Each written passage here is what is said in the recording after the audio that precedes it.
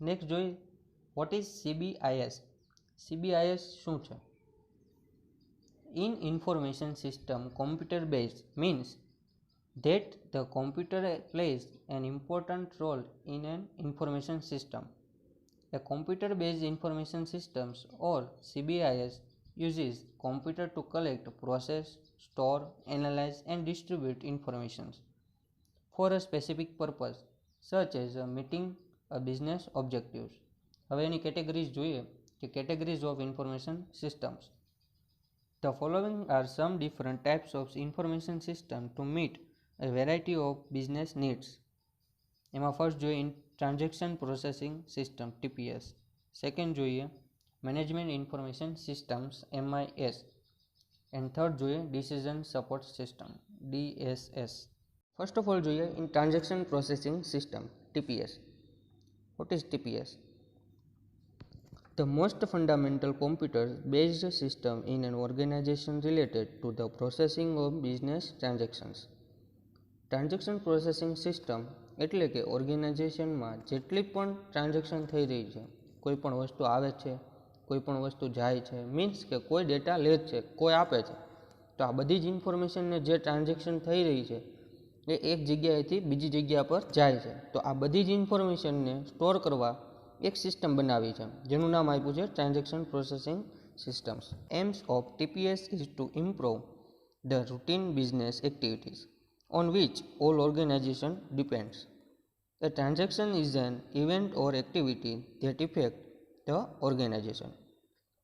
Common transactions include placing order, billing customer, hiring employees, and depositing checks. The types of transactions that occur be different from organization to organization. For example, automatic teller system ATM, એ તો તમને બધાને ખબર જ હશે. Allow the teller to use a computer terminal to enter detail of the transaction while the customer is at the bank windows. The procedure are built into the computer software that run the systems. Procedures like verifying account number and password for etc. Second જોઈએ management information system MIS. Transaction systems are operations oriented. In constant management information system assist help managers in decisions making and problem solving. Management information system નામ પરથી જ આપણને ખબર પડે છે કે management શેનું મેનેજમેન્ટ ઇન્ફોર્મેશન છે. એવી સિસ્ટમ કે જે હાર્ડવેર, સોફ્ટવેર, પીપલ યુઝર કરી શકે છે. MISમાં આપણે જે ઓર્ગેનાઇઝેશન મેનરમાં ઇન્ફોર્મેશન સ્ટોર કરી રાખી છે તો એ બધી ઇન્ફોર્મેશનને મેનેજ કરવાનું એક સિસ્ટમ બનાવી દે, તો તેને મેનેજ કરવા માટે યુઝ થાય છે. તે use data store as a result of transaction processing, but they may also use other information. In any organization, decision must be made on many issues that recur regularly, weekly, monthly, quarterly, for etc. and require a certain set of information to make decisions. For example, regular reports, deposit and withdrawals in total by branch office are routine used by bank officers to keep informed on the performance of individual branches of bank. Third જોઈએ decision support system. Decision support systems assist help managers who must make decisions that are not highly structured, often called unstructured or semi-structured decisions. Decision support system એ એક information system છે. આ કોઈ organisation મેનરમાં decision લેવા માટે use થાય છે. જેટલી પણ ઇન્ફોર્મેશન હોય છે તે ઓર્ગેનાઇઝેશન મેનેજરની અંદર સ્ટોર થતી હોય છે. આપણી ઓર્ગેનાઇઝેશનના પ્રીવિયસ રેકોર્ડ જોવા માટે આનો યુઝ થાય છે. ફ્યુચરમાં જે કામ આવશે તેને જોવામાં આવે છે. ઓર્ગેનાઇઝેશનના કરંટને ધ્યાનમાં લઈ ડિસિઝન લેવામાં આવે છે, તેને કહેવામાં આવે છે decision support systems. For example, the decision process followed by banking officers who must decide whether to install automated teller machines or not. It is completely new banking services. Next જોઈએ characteristics of system. સિસ્ટમની characteristics કઈ કઈ છે? There are 5 types of characteristics for a system. They are first છે organizations, second છે interactions, third છે interdependence, fourth છે integrations and fifth છે essential objectives. તો એમાં આપણે ફર્સ્ટ જોઈએ organizations. Organization implies structures and orders. It can also be defined as the arrangement of components that helps to achieve objectives. Organisation શું છે? Organisation એટલે કે એક સિસ્ટમના જે કોમ્પોનન્ટ્સ છે એ એક સ્ટ્રક્ચર અકોર્ડિંગ જોડાયેલા હોય છે. ફોર એક્ઝામ્પલ કે ઓર્ગેનાઇઝેશન એક હાયરાર્ચિકલ રિલેશનશિપમાં છે કે ડિપાર્ટમેન્ટ હોય. ફોર એક્ઝામ્પલ કે એક આપણે કંપનીની લઈ લઈએ તો એ કંપનીની અંદર એક જે સીઈઓ છે, ડાયરેક્ટર, ડાયરેક્ટરની નીચે શું આવશે તો કે મેનેજર, મેનેજરની નીચે શું આવે તો કે મેની એમ્પ્લોઈઝ હશે. તો આ જે સ્ટ્રક્ચર છે તેને કહેવામાં આવે છે ઓર્ગેનાઇઝેશન. અહીંયા મેં તમને એક્ઝામ્પલ આપ્યું છે. For example, in the design of a business system the hierarchical relationship starting with the president on top and leading toward the work represent the organization structure. Likewise a computer system is designed around an input device, a central processing unit, an output device and one or more storage units. Second જોઈએ interaction. Interaction શું છે? Interactions refer to the manner in which each component functions with other components of the system. There should be an interrelationship between each components of the system. For example, in an organization there should be interactions between purchase department and production department. Same way advertising with sales, payroll with personal. હવે interaction શું છે? Interaction it means કે જે સિસ્ટમના components છે એ કોઈ અલગ અલગ નથી હોતા, તે એકબીજા સાથે કોમ્યુનિકેશન હોય છે, એનું એક ઇન્ટરેક્શન હોય છે. ઇન્ટરેક્શન ઇટ મીન્સ કે કેવી રીતે એ કોમ્પોનન્ટ્સ બીજા કોમ્પોનન્ટ્સ સાથે કોઈ ફંક્શન કરે. ફોર એક્ઝામ્પલ કે આપણે કોઈ પરચેસ કરવું છે કોઈ વસ્તુ, તો આપણે એ પ્રોડક્ટ પહેલાં જોશું કે આપણે કઈ વસ્તુની જોઈએ છે, તો તેને શું કહેવામાં આવે છે? ઇન્ટરેક્શન. થર્ડ જોઈએ ઇન્ટરડિપેન્ડન્સ.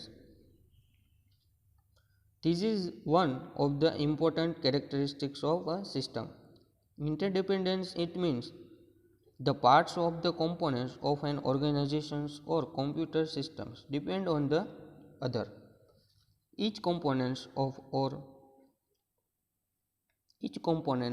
or parts should depend on the other components and organizations. હવે ઇન્ટરડિપેન્ડન્સ શું છે? ઇન્ટરડિપેન્ડન્સ એક જે ફંક્શન પરફોર્મ કરી રહ્યું છે કે આઉટપુટ આપી રહ્યું છે, તો બીજી કોમ્પોનન્ટ્સ આ જ આઉટપુટ યુઝ કરી રહ્યું છે, તો તેને ઇન્ટરડિપેન્ડન્સ કહીશું. એટલે કે એકબીજા પર ડિપેન્ડ રહેવું. For example, a decision to computerise an application is initiated by the user, analyzed and designed by the analyst, programmed and tested by the computer operator. અહીં એક મેં તમને ફિગર આપી છે કે યુઝર એરિયા છે, તો યુઝરને જે રિક્વાયરમેન્ટ છે તો એ કોને આપશે? સિસ્ટમ એનાલિસિસને આપશે. હવે સિસ્ટમ એનાલિસિસ એ પ્રોગ્રામ ઉપર ડિપેન્ડ હશે કે એનું પ્રોગ્રામિંગ કેવું હશે, અને પ્રોગ્રામિંગ છે એ કેના ઉપર ડિપેન્ડ હશે? કે ઓપરેટર ઉપર કે ઓપરેશન ઉપર, કે એ કેવું ઓપરેશન પરફોર્મ થાય છે તો એના ઉપર પ્રોગ્રામિંગ થાય. પ્રોગ્રામિંગ ઉપર સિસ્ટમ એનાલિસિસ કરે અને યુઝર ચેકિંગ કરશે. ફોર્થ જોઈએ integrations. Integrations refer to the holism of systems. Scientist follows analysis to achieve the central objectives of the organization. It is concerned with how a system is tied together. It is more than sharing of physical parts or locations. It means that parts of the system work together within the system even though each part performs a unique functions. Integration શું છે? Integration it means કે જોડાવ. બધા જ components જે છે સિસ્ટમના એ જોડાયેલા હોય છે. ફોર એક્ઝામ્પલ કે કોલેજ સિસ્ટમ છે તો તેનો ગોલ શું હોય છે કે 12 પાસવાળા આવશે અને તેને ડિગ્રી આપવાનું કામ કરશે કોણ? કોલેજમાં. તો આને શું કહેવામાં આવે છે? ઇન્ટિગ્રેશન્સ. ફિફ્થ જોઈએ central objectives. The last characteristics of a system is its central objectives. Objectives may be real or standard.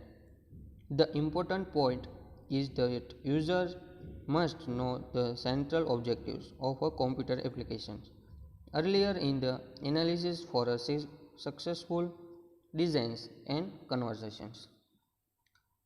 Central objective એટલે કે બધી જ સિસ્ટમનો એક ઓબ્જેક્ટિવ હોય છે. તેનો મેઇન ફોકસ શું હોય છે? હા, ગોલ ફોકસ કરવાનો. નેક્સ્ટ જોઈએ system users.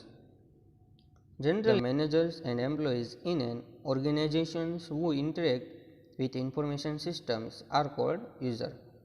Generally managers and employees એ બધી વસ્તુ જે કોમ્યુનિકેટ કરતા હોય તો એ બધી વસ્તુ સિસ્ટમ દ્વારા કરતા હોય છે કે ત્યાં ડાયરેક્ટ કોમ્યુનિકેશન ન કરતા હોય કે આ તોકના એ બહાર હોય તો તેને સિસ્ટમ યુઝરથી તે કોમ્યુનિકેશન્સ કે ડીલ્સ કે પછી પ્રોજેક્ટ્સ ડિટેલ્સ રિક્વાયરમેન્ટ એ બધી વસ્તુ સિસ્ટમ યુઝર સિસ્ટમ દ્વારા કરતા હોય. The term end users refer to the people who use computer to perform their jobs. End user can be grouped into 4 categories. તો જોઈએ first hand on user. They operate the system, they feed data or receive output. They directly interact with system. હવે hand on user એટલે કે કોઈ એવી વસ્તુ કે કોઈ એવો પર્સન કે હું અત્યારે ડેટા એન્ટ્રી કરી રહ્યો છું તો ડેટા એન્ટ્રી બાદ જે આઉટપુટ મળે છે તેને શું કહેવામાં આવે? Hand on users. સેકન્ડ જોઈએ indirect user. They use report and information produced by the system but do not directly interact with the system or operate the system. હવે એક ઇનડાયરેક્ટ યુઝર એટલે કે તો કે એવી વસ્તુ કે આપણે મંથલી રિપોર્ટ કે પછી વીકલી રિપોર્ટ એ બધી વસ્તુ લેતા હોઈએ છીએ એમ્પ્લોઈઝ આગળથી.